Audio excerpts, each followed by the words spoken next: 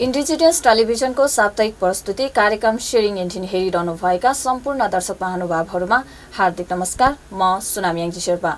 आदरणीय दर्शकबिन, नेपाल शेर्पा सङ्घ र इन्डिजिनियस टेलिभिजनको सहकारीमा नेपालको टेलिभिजन इतिहासमा नै पहिलोपल्ट शेर्पा भाषा कार्यक्रम सञ्चालन हुँदै आइरहेको छ र विशेष गरी यस टेलिभिजनमा शेर्पाहरूको भाषा, धर्म, कला, संस्कृति सँगसँगै शेर्पाहरूको पहिचान, हक, अधिकार र शेर्पाहरूको थातथोलो, त्यसैगरी शेर्पाहरूको पुर्ख्यौली पेशा लगायत शेर्पा समुदायमा भएका विभिन्न गतिविधिहरू यस कार्यक्रममा राख्दै आइरहेका छौँ।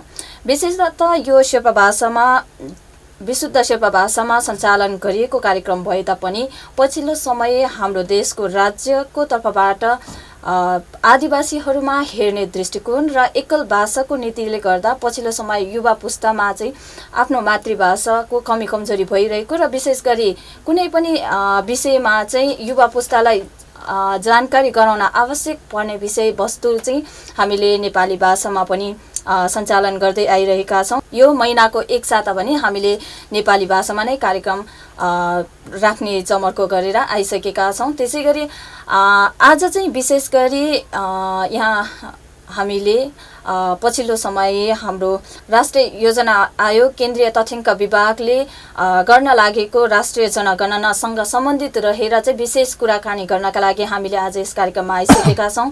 आजको यस कार्यक्रममा विशेष गरेर जनगणना किन गरिन्छ, जनगणनाले शेर्पा समुदाय लगायत नेपालको राज्यमा कस्तो प्रभाव पर्छ र यो जनगणना समुदायको लागि किन आवश्यकता छ र विशेष गरी पछिल्लो समय नेपाल शेर्पा सङ्घले शेर्पाहरूलाई चाहिँ शेर्पा लेखौँ भन्ने अभियान लिएर आइसकेको छ। यो किन आवश्यकता छ, यसै विषयसँग सम्बन्धित रहेर कुराकानी गर्नका लागि नेपाल शेर्पा सङ्घको शिक्षा, स्वास्थ्य तथा जनसङ्ख्या विभागका प्रमुख हामीले आजको यस कार्यक्रममा निमन्त्रणा गरिसकेका छौँ। आज नेपाल शेर्पा सङ्घको शिक्षा, स्वास्थ्य तथा जनसङ्ख्या विभागका प्रमुख दावा शेर्पाज्यूसँग चाहिँ हामी विशेष गरी जनगणना किन आवश्यकता पर्दछ र जनसङ्ख्याले नै समुदायको विकासका लागि के टेवा पुग्छ र विकासको क्षेत्रमा यसको प्रभाव कस्तो हुन्छ, यसै विषयसँग सम्बन्धित रहेर र विशेष गरी शेर्पा सङ्घले यो योजना किन अगाडि सारेको छ त, यसै विषयसँग सम्बन्धित रहेर कुराकानी गर्नका लागि हामीले आज यस कार्यक्रममा उहाँलाई निमन्त्रणा गरिसकेका छौँ र उहाँसँग यो कुराकानी गर्नका लागि सबैभन्दा पहिला नेपाल शेर्पा सङ्घको शिक्षा, स्वास्थ्य तथा जनसङ्ख्या विभागका प्रमुख दावा शेर्पाज्यूलाई म यस कार्यक्रममा स्वागत गर्न चाहन्छु। स्वागत छ यहाँलाई। धन्यवाद। हजुर आरामै हुनुहुन्छ? एकदम ठिक छ। हिजो आज केमा व्यस्त हुनुहुन्छ, यो सँगसँगै तपाईँको बारेमा पनि थोरै जानकारी गराइदिनुहोस् न। मेरो बारेमा भन्नुपर्दा मेरो स्थायी घर चाहिँ दोलखा जिल्ला सुस्पा छिमाउती हो। हाल चाहिँ यसलाई कालिन्चोक 1 दोलखा भनिन्छ अहिले नामकरण भएपछि। अनि अहिले चाहिँ म आफ्नो पेसा व्यवसाय, अलिकति अध्ययन लगायत सामाजिक काममा अलिकति व्यस्त छु। विशेष गरेर तपाईँ अहिले चाहिँ जनसङ्ख्या यो जनगणना गर्नका लागि चाहिँ शेर्पाहरूलाई चाहिँ शेर्पा लेखौँ भनेर विशेष योजना लिएर अगाडि बढिरहनु भएको छ। यसको बारेमा थोरै जानकारी गराइदिनुहोस् न, किन यसरी अगाडि बढ्नु? अब यसमा हाम्रो शेर्पा सङ्घको, नेपाल शेर्पा सङ्घको 6औँ अधिवेशनबाट चाहिँ हामी चयन भएर आइसकेपछि चाहिँ हाम्रो त्यहाँ 12वटा विभागहरू गठन भएको छ। अब त्यो चाहिँ किनभने अब अध्यक्ष एकजनाले मात्रै सम्पूर्ण काम हेर्नुलाई अलिकति सम्भव हुँदैन र त्यसको विभागहरू गठन गरेपछि विभागको प्रमुखहरू जुन चाहिँ उपाध्यक्षहरूलाई आफ्नो जुन यो आफ्नो वरियता क्रम अनुसार चाहिँ उहाँहरूलाई आफ्नो जिम्मेवारी दिएको थियो र त्यो जिम्मेवारी दिने क्रममा चाहिँ मेरो भागमा चाहिँ शिक्षा, जनसङ्ख्या तथा स्वास्थ्यको चाहिँ मेरो जिम्मेवारीमा आइपर्यो र जनगणना भन्नाले चाहिँ तपाईँको अहिले के भन्नु, यो 2078 साल जेठ 25 गतेदेखि असाढ 8 गतेसम्म तपाईँको जनगणना सुरु गर्ने भनेर यो अगाडि बढिसकेको छ र यसमा चाहिँ अब अन्य धेरै जातिहरूले त यो कुराहरूलाई बुझ्ने, सचेत जातिहरूले त बुझिसकेका छन्। तर अब हाम्रो शेर्पा समुदायहरूले चाहिँ अब अलिकति यसमा हामीले अलि चासो नदिएको कारणले या भौगोलिक विकटताको कारणले पनि त्यहाँ गणकहरू नपुगेको कारणले पनि अब अलिकति हामीले यसमा चासो लिएर हाम्रो यकिन तथ्याङ्क कति छ त भनेर चाहिँ हामीले त्यो गर्नुको लागि चाहिँ हामी यसमा अहिले लागि परेका छौँ। हजुर, विशेष गरी अब यो जनसङ्ख्या सँग सम्बन्धित रहेर शेर्पा सङ्घले कार्यक्रम आयोजना गरिरहँदाखेरि यो त एउटा राज्यको जिम्मेवारी वा कि जनगणना आवश्यकता किन छ जनतालाई बुझाउनका लागि, तथापि शेर्पा सङ्घ चाहिँ यो विषयमा लागिरहनु भएको छ। खास यसमा चाहिँ राज्यको तर्फबाट गर्नुपर्ने कामहरू चाहिँ जिम्मेवारीहरू चाहिँ प्राय शेर्पा सङ्घले निर्वाह गरिरहेको देख्छु। यसमा चाहिँ किन यसरी लाग्नुभयो? यस्तो होला, यसमा राज्यले पनि आफ्नो भूमिका चाहिँ निर्वाह गरिरहेको छ। जस्तो राज्यको आफ्नो वेबसाइटमा आफ्नो सम्पूर्ण उहाँहरूले इन्फर्मेसनहरू दिइराख्नु भएको छ। अब एउटा चाहिँ कस्तो भने हामीले त्यो इन्फर्मेसन लिनु नसक्नु हाम्रो कमजोरी हो र हामीले अब राज्यले चाहिँ तपाईँको यसको कहिले कहिले के कार्यक्रम हुने स्याम्पल स्टडीदेखि लिएर अब यसमा जुन गणक र सुपरवेक्षकको जुन यो करारमा चयन गर्नेदेखि लिएर र सम्पूर्ण यो अब जनगणना चाहिँ कसरी तयारी गर्ने भन्ने रूपमा उहाँहरू अगाडि बढिसक्नु भएको छ। र यसमा पनि सचेत यसमा हाम्रै आदिवासी जनजातिका साथीहरू पनि उहाँहरू पनि अगाडि लागिसकेका छन् र यसमा हामीले पनि आफ्नो मान्छेलाई बुझाउनुलाई चाहिँ हामी लागि परेका हौँ। खास यो राज्यको जिम्मेवारी मात्रै होइन, यो सबै हामी सबै यो नागरिकको नै जिम्मेवारी हो। किनभने यो यसमा नेपाल यो जुन 2078 सालको जनगणनाको तपाईँको नारा नै के छ भने मेरो सहभागिता, मेरो गणना मेरो सहभागिता भनेको छ। कोही नछुटियोस् कोही नदोहोरियोस् पनि भनेको छ। यसको मतलब सबै चाहिँ यसमा सामेल हुनुपर्छ भन्ने चाहिँ छ यसमा। हजुर, अब यो जनगणनासँग सम्बन्धित रहेर चाहिँ तपाईँहरूले यसरी विशेष योजना बनाएर कार्यक्रमहरू अगाडि सरिरहँदा खास यो जनगणनाको महत्त्व चाहिँ हाम्रो समुदायमा त्यसै गरी नेपालमा नै किन आवश्यकता छ तपाईँहरू? अब यो जनगणना भन्ने कुरा चाहिँ हामीले पनि प्रारम्भमा चाहिँ हामीले पनि एउटा हेड काउन्ट मात्रै होला भनेर सम्झेका थियौँ र योभन्दा अगाडिको जनगणनाहरूमा पनि केवल हेड काउन्ट मात्रै गरिँदो रहेछ भन्ने कुरा अहिले हामीले तथ्याङ्कहरू हेर्दा बुझ्यौँ। तर जनगणना चाहिँ के मानेमा चाहिँ यसको महत्त्व रहेछ भने तपाईँको कुन भूगोलमा, निश्चित भूगोलमा कुन कुन जातिको मान्छेहरू बस्दो रहेछन्, महिला पुरुषहरू कति कति रहेछन्, उहाँहरूको शैक्षिक स्तर के कस्तो रहेछ, उहाँको आय स्तर, उहाँहरूको पेसा व्यवसाय के रहेछन् लगायत उहाँहरूको राज्यको स्रोत र साधनमाथिको पहुँचहरू कति रहेछ भन्ने खालको सबै कुराहरूको चाहिँ मापन हुने कारणले चाहिँ जनगणना भन्ने चाहिँ एकदमै जरुरी रहेछ। तपाईँको अहिले झन् यो हाम्रो यो जनगणना अब आउँदो जनगणना भनेको 12औं जनगणना हो अनि 12औं जनगणना नेपाल चाहिँ सङ्घीय लोकतान्त्रिक गणतन्त्रमा प्रवेश गरे पश्चातको चाहिँ पहिलो जनगणना हो र यो संहिता कार्यान्वयन गर्नुको लागि पनि यो जनगणना चाहिँ अहम भूमिका खेलेको देखिन्छ र यसै जुन देश अहिले संहितामा गए पश्चात चाहिँ तपाईँको केन्द्रीय तथ्याङ्क विभागले पनि आफ्नो संरचनाहरू, आफ्नो कार्यशैलीहरू चाहिँ सबै नै केन्द्रदेखि लिएर तपाईँको जे प्रदेशदेखि लिएर स्थानीय तहसम्म नै आफूले आफूलाई त्यसरी अनुकूल बनाएर चाहिँ आफ्नो कार्यक्रमहरू चाहिँ उहाँहरूले लगिराख्नु भएको छ। हामी भर्खरै कुराकानीको क्रममा पनि हामी कुरा गऱ्यौँ यो राष्ट्रिय जनगणना चाहिँ 12औं राष्ट्रिय जनगणनाको रूपमा प्रवेश गर्दैछ। यो 12औं जनगणना आइसक्दासम्म चाहिँ हाम्रो शेर्पा समुदायमा नेपाल शेर्पा सङ्घले यस्तो विशेष कार्यक्रमहरू त आयोजना गरेको देखिन। तर यो तपाईँहरू जुन कार्यकाल आउनु भइसके पछाडि चाहिँ अब विशेष गरी जनसङ्ख्यालाई विशेष फोकस गरेर चाहिँ तपाईँहरूले यो गर्नुभएको छ। यसको मेन उद्देश्य चाहिँ के छ र यो अब विशेष गरी अब यो कार्यक्रम हेरिरहनु भएका सम्पूर्ण दर्शकहरूलाई पनि शेर्पा सङ्घको तर्फबाट चाहिँ तपाईँ के भन्नुहुन्छ? अब यसमा के छ भने जनसङ्ख्या यो जुन जनगणना भन्नु नै एउटा राजनीतिक विषय पनि हो, विज्ञान पनि हो, यो एउटा शक्तिको स्रोत पनि हो भनिन्छ हैन। अब तपाईँको हेड काउन्टबाट मान्छेको यो कुनै पनि निश्चित भूगोलमा चाहिँ कति मान्छे छन्, कति बसेको छन् भनेर मापन गरिसकेपछि त्यसमा राज्यको स्रोत साधनहरूको बाँडफाँड र अहिले अघि नै मैले कुरा राखे जस्तै अब संहिता गए पश्चात चाहिँ यहाँको निर्वाचन प्रणालीदेखि लिएर उम्मेदवारको, प्रदेशको र केन्द्रको सबै ठाउँमा चाहिँ समानुपातिक समावेशीको जुन सिद्धान्तलाई यो जुन अङ्गीकार गर्नुलाई पनि यो तपाईँको जनगणनाको चाहिँ महत्त्व एकदमै बढिरहेको छ।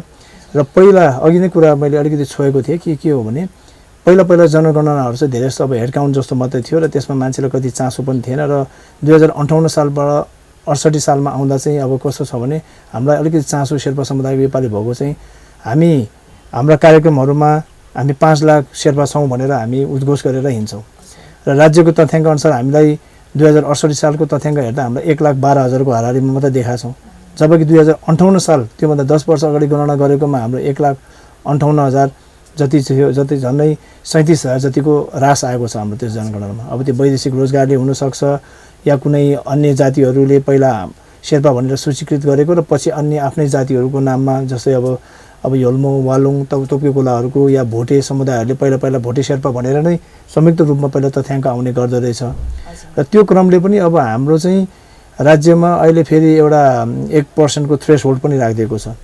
त्यो चाहिँ एउटा पपुलेसन हुनु एउटा प्रदेशको लागि चाहिँ उहाँहरूले माग गर्न सक्ने भन्ने खालको एउटा जुन विषय चाहिँ त्यो पनि ल्याएको छ र त्यसले गर्दा पनि अलिकति जनसङ्ख्यामा चाहिँ अहिले सबैको ध्यान आकर्षण भएको र यसमा चाहिँ हाम्रो शेर्पा समुदायको पनि एकदमै बढी ध्यान आकर्षण भएको चाहिँ मैले ठहर गरेको छु।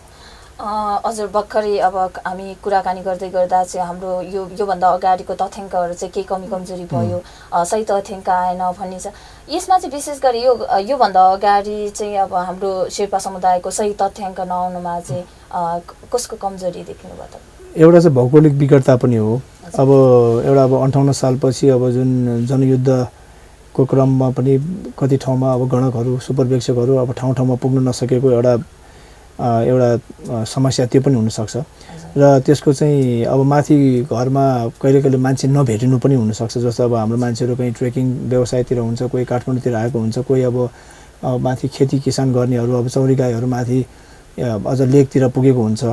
त्यो बेलामा चाहिँ उहाँहरू गणकहरू त्यहाँ नपुग्नु पनि हुनसक्छ र कति तथ्याङ्क चाहिँ तपाईँको त्यही चौतारीको 1-2 जना छिमेकीलाई सोधेर माथिको घरको तथ्याङ्क टिपेर लगेको पनि यो कुराहरू पनि हामीले पहिला सुनेको छौँ र त्यसमा हामी लगायत सम्पूर्ण आदिवासी जनजातिले नै यो त्यो बेलामाको तथ्याङ्क चाहिँ मिथ्याङ्क थियो भनेर त्यसको अलिकति राम्रोसँग स्वीकार पनि गरेको थिएन। त्यसैले त्यस्तो थियो भनौँ न। हजुर विशेष गरेर शेर्पा सङ्घले यो विशेष कार्यक्रम आयोजना गरिसकेपछि यो तथ्याङ्क र मिथ्याङ्क के हो भन्ने पनि शेर्पा समुदायमा भएका केही अनएजुकेटेड मान्छेहरूमा चाहिँ भनौँ न अलिकति यो जनगणनासँग त्यसै गरी राजनीतिसँग अलिकति टाढा बसेको समुदाय पनि भएको हुनाले उनीहरूले यो तथ्याङ्क र मिथ्याङ्कको बारेमा नै राम्रोसँग अहिले यो तथ्याङ्क भनेको के हो, मिथ्याङ्क भनेको के हो भनेर जानकारी राम्रोसँग बुझ्न सकेको छैन। यसको बारेमा पनि थोरै जानकारी गराइदिनु न। तथ्याङ्क र मिथ्याङ्कमा के फरक छ र मिथ्याङ्क चाहिँ आउँदाखेरि हाम्रो समुदायमा पर्ने असर? अब जस्तै उदाहरणको लागि भनौँ, अब एउटा चाहिँ सङ्ख्यामा नै कमी आइदियो भने हामीले जस्तो उदाहरणको लागि सोलुखुम्बुमा या दोलखा रामेछापतिरको शेर्पाहरू धेरै जस्तो काठमाडौँमा आएर बसेका छन्। उहाँहरूले यहीँ काठमाडौँको नै स्रोत र साधन जस्तै बिजुली पानीदेखि लिएर अन्य जुन स्रोतहरू त सबै यहीँको नै युज गर्ने हुन्छ र माथि तपाईँको आफ्नो गाउँमा स्थानीय ठाउँमा चाहिँ के हुन्छ भने त्यहाँ चाहिँ हाम्रो हेड काउन्ट नहुने भएपछि के हुन्छ, त्यहाँ चाहिँ यो ठाउँमा चाहिँ अब यो लानु पर्दैन, यहाँ जनसङ्ख्या पुग्दैन भन्ने हिसाबले चाहिँ तपाईँको राष्ट्रिय जुन योजनाहरू जुन नीतिहरू निर्माणहरू शिक्षाको लागि भनौँ उदाहरणको लागि शेर्पाको भाषाको लागि नै गर्नु पऱ्यो भने माथि ठाउँमा तपाईँको शिक्षकको दरबन्दी पुग्न नसक्ने अवस्था हुनसक्छ, हस्पिटलमा हुने डक्टरको दरबन्दी पुग्न नसक्ने अवस्था हुनसक्छ। किनभने जुनै पनि विकास निर्माणको काममा चाहिँ तथ्याङ्कको एकदमै ठुलो भूमिका रहेको हुन्छ। तथ्याङ्क भनेको नै अब राम्रो सही तथ्याङ्क दिएको खण्डमा राम्रो योजनाहरू पनि जान्छन् र त्यसले राम्रो काम गर्दै त्यसले द्रुत गति लिएर जान्छ। तर जब मिथ्याङ्क आउन थाल्छ, मिथ्याङ्क आएपछि के हुन्छ भने मिथ्याङ्क आएपछि चाहिँ अब उदाहरणको लागि अहिले अब यो जस्तै भनौँ न, अब हामी शेर्पा समुदायको त झन्डै 97-98% चाहिँ हामी बौद्ध धर्म मान्ने गर्छौँ। तर अन्य कति बुद्धिस्ट अन्य जनजातिहरूमा पनि के भइरहेछ भने उहाँहरूलाई हिन्दूमा चाहिँ लेखिदिने दसैँ मान्नुहुन्छ भनेर सोधिने, अनि दसैँ मानेपछि अर्को प्रश्नै नसोधिकन यो चाहिँ दसैँ मान्छ भने चाहिँ हिन्दूमा टिक गरिदिने र त्यसलाई चाहिँ फेरि त्यसलाई रिचेक पनि नगर्ने के भर्यो भनेर त्यसलाई चाहिँ एक्चुअली रिकन्फर्म पनि गर्नु नपाउने अवस्था पहिलातिर थियो र यो कारणले चाहिँ अब अनि यस्तो खालकोले चाहिँ कस्तो हुन्छ नि, एउटा मिथ्याङ्क भइसकेपछि त्यसले चाहिँ राज्यको कुनै अलिकति अलि अतिवादी धारका मान्छेहरूले चाहिँ यसलाई अलि अर्कै तपाईँको धर्मकै नाममा जस्तो अहिले अलिअलि प्रोपागान्डाहरू अहिले हामी सुनिरहेको छौँ, अब हिन्दू राष्ट्र कायम गर्नुपर्छ भन्ने जस्तो कुराहरू आउँछन्। हो यस्तो चिजहरूलाई चाहिँ मलजल हुने कारणले चाहिँ मिथ्याङ्क चाहिँ हुनु दिनुहुन्न, जे छ सही चाहिँ लेखाउनुपर्छ भन्ने चाहिँ हाम्रो आह्वान हो। अहिले यो कुराकानी गर्दाखेरि चाहिँ शेर्पा सङ्घले यो विशेष कार्यक्रम आयोजना गरेर अगाडि बढिसकेपछि समुदायबाट चाहिँ केही आरोपहरू पनि आइरहेछ शेर्पा सङ्घलाई चाहिँ यो राजनीति गर्नका लागि मात्रै यिनीहरूले यो गर्न खोजेको होइन भने योभन्दा अगाडि कुनै कार्यक्रमहरू यस्तो विषयमा विशेष कार्यक्रमहरू ल्याएको थिएन भनेर केही गुनासोहरू त्यसै गरी आरोपहरू पनि लगाइराख्नु भएको छ। यसलाई चाहिँ के भन्नुहुन्छ? अब मैले अघि नै यहाँलाई कुरा राखेँ, कस्तो हो भने अब यो राजनीतिक विषय नै हो, यो राजनीतिक विषय, तर यो कोही व्यक्तिले राजनीति गर्ने भनेर राजनीति गरेको विषय चाहिँ पक्कै पनि होइन।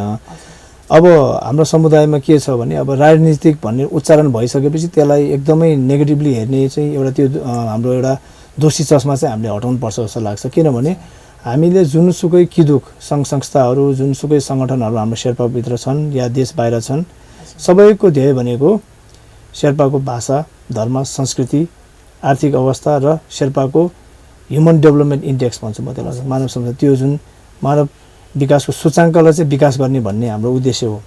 र त्यसको उद्देश्यको लागि चाहिँ राज्यमा हामीले पहुँच नै हामीले आफ्नो यति गणना छ, हामीलाई यति चाहिँ नीति निर्माणमा हामीलाई यति चाहिँ तर्जुमा तपाईँले गरिदिनु पर्यो, यति चाहिँ हामीलाई बजेट छुट्याइदिनु पर्यो। उदाहरणको लागि म के राख्न सक्छु, जस्तै अहिले भनौँ न हामी अब भाषाको विकास गर्न चाहन्छौँ भने भाषाको लागि हामीले मञ्जुश्री स्कुल त खोलेका थियौँ पहिला। हामीले भाषाको लागि हामी व्यक्तिगत तौरबाट हामीले सँगसँगै अब एक आपसमा हामीले चन्दा उठाएर यताउता काम गर्न सक्लौँ, तर कतिसम्म? जबसम्म राज्यको स्रोत र साधनबाट चाहिँ हामीले त्यो एउटा जुन सङ्घ संस्था या इन्स्टिट्युसन चाहिँ हामीले डेभलप गर्न सक्दैन, तबसम्म चाहिँ हामीले चाहिँ यो भित्रभित्र चाहिँ हामी खालि यस्तै आरोप र प्रत्यारोपमा हामी अल्झिने छौँ। र राज्यको स्रोत र साधन ल्याउन नसकेको अवस्थामा चाहिँ हामीले के छ, जस्तो उदाहरण तपाईँलाई अझ म एउटा उदाहरण के क्लियरली दिन चाहन्छु भने, जस्तो उदाहरणको लागि भनौँ न, अब यो भाषा धर्म नै भनौँ न उदाहरणको लागि, जुन चाहिँ हाम्रो अहिले संस्कृति, यो तिनवटा कुरालाई राखौँ, जुनलाई चाहिँ अहिले हामीले इन्टेन्जिबल एसेट पनि भन्छौँ अहिले होइन, यो हेरिटेज भन्छौँ, सरी, यो कुरालाई चाहिँ कसरी चाहिँ हामीले विकास गर्ने भन्ने कुरा जब राज्यले हामीलाई त्यसको चाहिँ मलजल गर्दैन भनेपछि हामी व्यक्तिगत तौरबाट सामाजिक तौरबाट मात्रै चाहिँ हामीले सक्दैनौँ। हामीले तपाईँ हाम्रो समुदायमा हेरेको कार्यक्रमहरू तपाईँले हेर्नु होला, जुनै पनि कार्यक्रममा हामीले नै फन्ड उठाइ गर्नुपर्ने कार्यक्रम हुन्छ र त्यो कार्यक्रम पनि एक हदसम्म चाहिँ चल्छ र त्यसलाई लङ टर्मसम्म लानु चाहिँ हामीलाई गाह्रो पर्छ, किनभने त्यसको बजेटहरू हामीलाई पुग्दैन। त्यसैले नै राज्यको निकायमा हामी जबसम्म पुग्दैनौँ र त्यो पुग्ने माध्यम नै राजनीति हो, त त्यो राजनीतिलाई त्यो माध्यम त्यहाँ पुग्नुलाई चाहिँ हामीले राजनीति गर्नुको लागि मात्र हो भन्नु चाहिँ त्यो अलिकति त्यो हाम्रो अलि अपरिपक्वता जस्तो मलाई लाग्छ। र त्यसमा अलिकति तपाईँ हामीले अध्ययन गर्नुपर्छ, हाम्रो समुदायले पनि अध्ययन गरौँ, बुझौँ अरू किराँती समुदायहरू कसरी अगाडि बढिरहेको छन् होइन, उहाँहरूको कति मान्छेहरू अहिले लोकसेवामा उहाँहरू त्यसमा भर्ती भएर अहिले त उहाँहरूको सचिवहरू कति तहमा आइसकेको छ। राज्यको जुन चाहिँ ब्युरोक्रेसी भन्ने चाहिँ जुन तपाईँको स्थायी सरकार मानिन्छ त्यो ठाउँमा उहाँहरूको पहुँच कति प्रक्षेपण भइसकेको छ र हामी चाहिँ खालि एकअर्कामा हामी यसो सानो सानो तुच्छ कुराहरू गर्दै बस्दा चाहिँ हामी समुदायको नै भलो हुँदैन जस्तो मलाई लाग्छ। हजुर, यो जनगणनाकै कुरा गर्दाखेरि विशेष गरी शेर्पाहरू हिमाल आरोहण पेसासँग सम्बन्धित र राजनीतिसँग अलिकति टाढै भएको भएर पनि सही तथ्याङ्क आउँदा हाम्रो शेर्पा समुदायको मागहरू चाहिँ राज्य स्तरमा पुग्छ र राज्यको सुनवाई हुन्छ भन्ने चाहिँ के छ? अब यस्तो छ, अब जस्तै हामीले यो पहिला सुने पनि थियो, यहाँ हिमालको कुरा धेरै हुन्छ, हिमालीको कुरा हुँदैन भने जस्तै हो। अब यो जुन यो जनगणना गर्ने तरिकाहरू पनि यहाँ अलिकति हामीले विगत 1 महिना अगाडि होला हामीले केन्द्रीय तथ्याङ्क विभागमा त्यहाँको निर्देशकज्यूलाई हामीले हाम्रो ज्ञापन पत्र पनि बुझाएको थियौँ र त्यो ज्ञापन पत्र चाहिँ हामीले औपचारिकता देखाउनलाई मात्र नभएर त्यसमा हाम्रो राम्रोसँग बुझा राखेर हामीले उहाँलाई राम्रोसँग पढाएर पनि उहाँसँग अलिकति अन्तर्क्रिया पनि गरेर हामीले कुरा राखेका छौँ। हामीले के भनेका छौँ भने जस्तै कुनै पनि जात जातिको चाहिँ नेपालको समुदायहरूको चाहिँ तपाईँको खालि उसको जनसङ्ख्या कति छ भन्ने हिसाबमा मात्रै त्यसलाई लिस्टिङ गर्नु भन्दाखेरि त्यसलाई अलिकति स्पेसलाइज गरेर जस्तै हिमाल पहाड तराईको नै सूचीकरण गर्नुपर्छ भन्ने हामीले माग गरेका छौँ। जस्तै हिमालको तथ्याङ्क आयो भने हिमालीको तथ्याङ्क, हिमाल पातुलो, हिमाल माथि भएकोले त्यहाँ पातुलो हावापानी छ, पातुलो जनसङ्ख्या हुन्छ, त्यो स्वाभाविक हो र त्यही पातुलो त्यसमा भएको हिसाबले चाहिँ त्यो परिप्रेक्ष्यमा हामीले के भन्छ त्यो हिमालीहरूको पनि तथ्याङ्क छुट्टै रूपमा आउनु पर्यो। जस्तै पहाडी ब्राह्मण भनेको छ तपाईँको यहाँ चाहिँ तपाईँको तराई ब्राह्मण भनेर सूचीकृत गरेको छ भनेपछि शेर्पाहरू लगायत अन्य हिमाली जातिहरूको पनि हाम्रो छुट्टै तथ्याङ्क आउनुपर्छ। किनभने यहाँ अघि नै कुरा राख्नु भयो जस्तै हिमाली जुन हिमालको जुन तपाईँको अहिले यो जुन यो ग्लेसियरहरू पग्लिने क्रमहरू जारी छन् र त्यो कारणले चाहिँ त्यसको प्रत्यक्ष असर चाहिँ त्यहाँ बसोबास गर्ने त्यहाँको थाकथलोमा रहेका त्यहाँको जात जातिहरू हिमाली समुदाय लगायत शेर्पाहरूलाई चाहिँ त्यसले प्राथमिक त्यसको असर पर्ने देखिन्छ र त्यसको अन्तिम असर भनेको तपाईँको ग्लेसियर सुक्दै गएपछि त पानीको मुहान सुक्दै जान्छ। त्यो सुकेपछि तपाईँको के हुन्छ, हाम्रो हाइड्रो पावर भनौँ, हाम्रो कृषि खेती गर्ने जुन तपाईँको पानीहरू सिँचाइहरूको पनि हाम्रो त्यसमा चाहिँ त्यसले असर पर्न जान्छ र समग्रमा नै नेपालमा असर पर्न जान्छ। त्यसैले हामीले हिमालको अध्ययन गर्नुलाई पनि हिमालको तथ्याङ्क चाहिँ छुट्टै सूचीकृत गर्नुपर्छ। कलेक्सन गर्दाखेरि डाटा कलेक्सन गर्दा त्यही ब्लक गरे तापनि त्यसलाई चाहिँ छुट्टै गर्नुपर्छ भन्ने हामीले माग राख्दाखेरि चाहिँ हाम्रो निर्देशकज्यू ढुण्डिराज लामिछानेज्यू हुनुहुन्थ्यो। उहाँ पनि एकदमै सकारात्मक हुनुभएको थियो र उहाँले के पनि भन्नुभएको छ भने भोलि पर्सि यो जुन तथ्याङ्क एउटा सङ्कलन एउटा पाटो भयो, अर्को पाटो भनेको प्रशोधन भयो र प्रशोधन गरिसकेपछि त्यसलाई फेरि प्रकाशन गर्ने भयो। प्रशोधन गर्ने र प्रकाशन गर्ने बेलामा पनि शेर्पा सङ्घसँग चाहिँ हामी बसेर हामी केही सहकार्य गर्छौँ र प्रकाशन गर्ने बेलामा चाहिँ तथ्याङ्क विभाग र हामी मिलेर चाहिँ शेर्पाको मात्रै स्पेसिफिक जुन डाटाहरू छ त्यो चाहिँ प्रकाशन गर्ने भन्ने खालको कुरा पनि एउटा मौखिक समझदारी भएको अवस्था छ। हजुर, विशेष गरेर अब यो कुराकानी गर्दै गर्दा जनसङ्ख्याकै विषयमा जनगणनाकै विषयमा कुराकानी गर्दै गर्दाखेरि योभन्दा 2068 सालमा गएको जुन जनगणना लिन गएको कतिपय गणकहरू सुपरिवेक्षकहरू पनि अल्टिट्युडको कारणले विशेष गरेर हिमाली क्षेत्रको सही तथ्याङ्क नहुनेमा अल्टिट्युडले गर्दाखेरि चाहिँ उनीहरू बिरामी हुने त्यस्तो कारणले पनि त सही तथ्याङ्क नआएको भन्ने पनि त देखिन सकिन्छ। अहिले कतिपय विज्ञहरूले यो विषयमा पनि कुराकानी राख्दै आइरहेको छ। यो कुरा गर्दै गर्दाखेरि अबको यो उसमा चाहिँ जनगणनामा चाहिँ हामीले त्यो गणक र सुपरिवेक्षकलाई कसरी परिचालन गर्ने तपाईँहरूको योजना के छ? अब सही तथ्याङ्क ल्याउनका लागि त त्यो अल्टिट्युडसँग त्यसै गरी कम्युनिटीसँग चाहिँ अब भाषा मिल्ने त्यो पनि हुन पर्यो। यो विषयमा चाहिँ तपाईँले अब यो तथ्याङ्क विभागसँग चाहिँ कसरी कोअर्डिनेसन गरिरहेछ त्यहाँको त्यो सुपरिवेक्षक र गणक जाने विषयमा चाहिँ? यसमा चाहिँ के छ भने मैले अघि नै कुरा अलिकति यो जुन राष्ट्रिय केन्द्रीय तथ्याङ्क विभागले पनि अहिले के गरेको छ भने यो जनगणना लिने क्रममा चाहिँ पहिला चाहिँ शिक्षकहरूलाई यो गणक र सुपरिवेक्षकको रूपमा खटाइँदो रहेछ र अहिले चाहिँ अब देश तथ्याङ्क के अरे देश चाहिँ यो संहितामा गए पश्चात चाहिँ के गर्ने भएको छ भने उहाँहरूले पनि यो पहिला पनि तथ्याङ्क राम्रो आएन भन्ने कारणले चाहिँ अहिले तपाईँको व्यक्तिको जुन घर परिवारको सूचीकरणदेखि लिएर उहाँहरूको अब कृषि पेसा शैक्षिक स्तर उहाँहरूको आर्थिक हैसियतदेखि लिएर सबै मापन गर्ने रूपमा चाहिँ उहाँहरूले यसलाई एकदमै वैज्ञानिक रूपले नै लिने उहाँहरूले सोच्नु भएको रहेछ र यसै क्रममा चाहिँ अहिले स्थानीय भाषा जान्ने गणक र सुपरिवेक्षकलाई चाहिँ ग्राह्यता दिने भन्ने उहाँहरूले त्यो गर्नुभएको छ र त्यसको लागि चाहिँ हामीले शेर्पा समुदायको पनि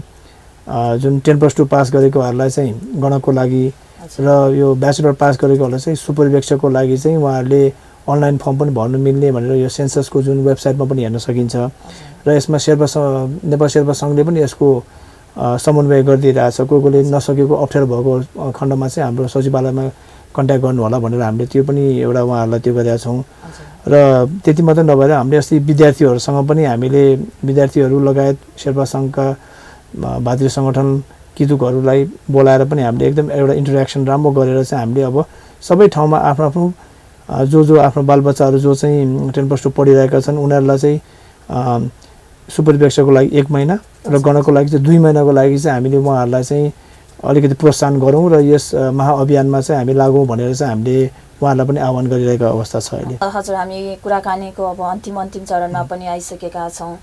शेर्पा सङ्घले विशेष गरेर यो जनगणनासँग सम्बन्धित रहेकै कुराकानी भएको हुनाले आज शेर्पा सङ्घले चाहिँ यो जनगणनासँग सम्बन्धित रहेर यो महाअभियान नै भनौँ अब यो अभियान चलाइरहँदाखेरि चाहिँ नेपाल शेर्पा सङ्घ यसमा ढुक्क हुनुहुन्छ कि शेर्पाहरूको तथ्याङ्क यो 2078 सालको तथ्याङ्कमा चाहिँ शेर्पाहरूको सङ्ख्या बढेरै आउँछ भन्ने ढुक्क हुनुहुन्छ?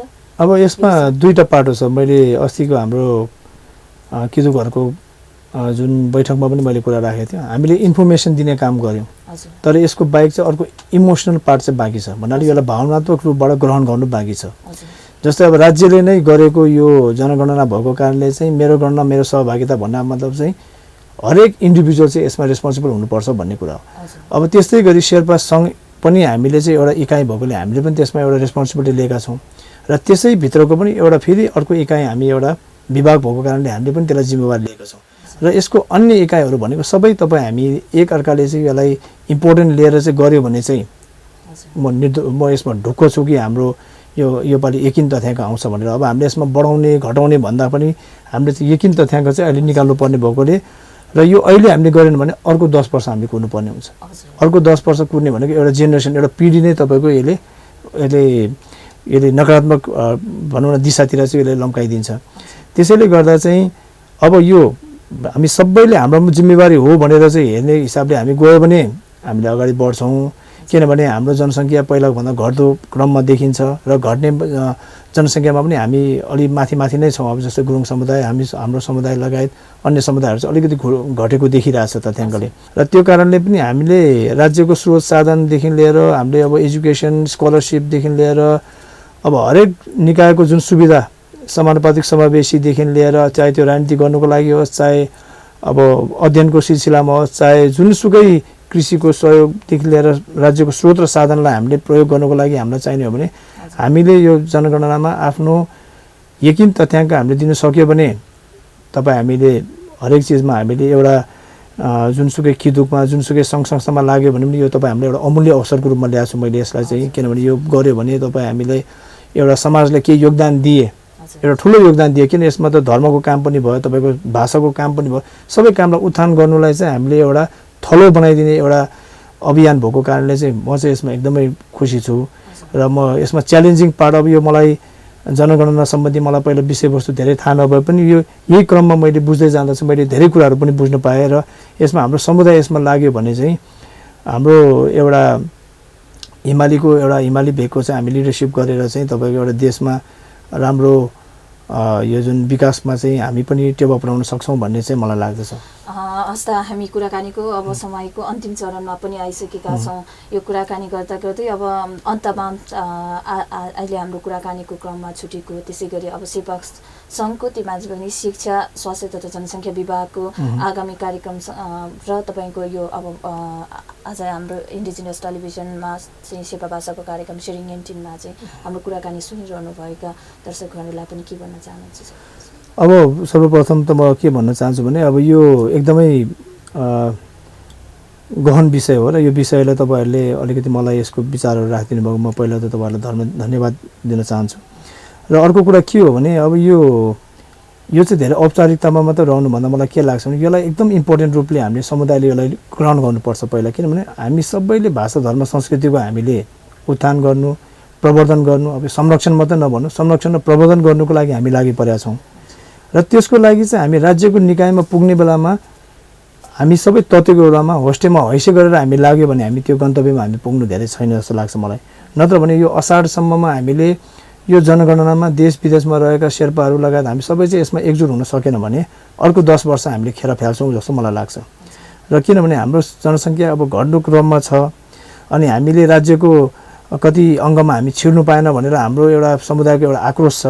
र त्यो आक्रोशको पनि त्यसको पुष्टि गर्ने, त्यसको उत्तर दिने ठाउँ चाहिँ तपाईँको यो जनगणनाबाट चाहिँ तपाईँ हामी त्यो ठाउँमा पुगेपछि त्यो ठाउँमा पुगेर चाहिँ हामीले नीति निर्माणको हरेक तह र तबकामा चाहिँ हामीले यसमा चाहिँ यो नीति निर्माणमा चाहिँ हामीले हाम्रो शेर्पा समुदायको कुराहरू चाहिँ हामीले राख्न सक्यो भने र योजना बनाउने ठाउँमै हामी पुग्न सक्यो भने मात्र हामीले धेरै कामहरू गर्न सक्छौँ।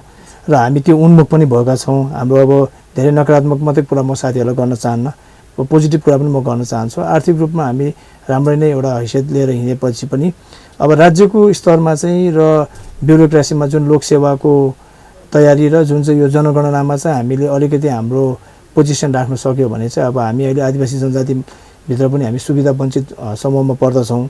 र हामीले यो राम्रोसँग काम गऱ्यो भने हामी उन्नत जातिमा हामी माथि स्तर उन्नति हुन्छ भन्ने चाहिँ म यसमा एकदम पोजिटिभ छु। यसमा भावी कार्यक्रमहरूमा चाहिँ हामीले के सोचेका छौँ भने अब हामीले जुन समुदायको परिवेशमा नै राखेर चाहिँ भिडियोहरू बनाउने भन्ने सोचेको छ। भिडियोमा चाहिँ अब त्यसमा चाहिँ अब जनगणना सम्बन्धी अलिकति उहाँहरूलाई जनचेतना फैलाउने र त्यसको महत्त्वको बारेमा चाहिँ भिडियोहरू बनाएर चाहिँ हामीले त्यसको प्रचार प्रसार गर्ने पनि हाम्रो योजना छ। र अरू चाहिँ हाम्रो अब प्रदेशमा जुन हाम्रो शेर्पा समुदायहरूको किदुकहरू छन्, जुन नेपाल शेर्पा सङ्घकै जुन त्यहाँको स्थानीय निकायको संस्थाहरू छन्, तिनीहरूलाई पनि हामी परिचालन गर्ने र शेर्पा सङ्घले आफै पनि भोलिन्टियर चाहिँ खटाउने भन्ने खालको योजनाहरू पनि हाम्रो छन्। अब अहिलेको लागि चाहिँ हामीले अब कस्तो भने अब फेसबुकबाट धेरै हामीले प्रचार प्रसार गरिसकेका छौँ। अब अपिलहरू हामीले जारी गरेका छौँ। अब शेर्पा आफ्नो जातिमा शेर्पा लेखौँ होइन, अब पुर्खौली त्यसमा पनि शेर्पा लेखौँ र भाषामा पनि शेर्पा लेखौँ र आफ्नो धर्म चाहिँ बुद्ध धर्म लेखौँ या बौद्ध धर्म लेखौँ भनेर चाहिँ हामीले यो सबै चिज चाहिँ हामीले अपिलद्वारा पनि आह्वान गरेका छौँ।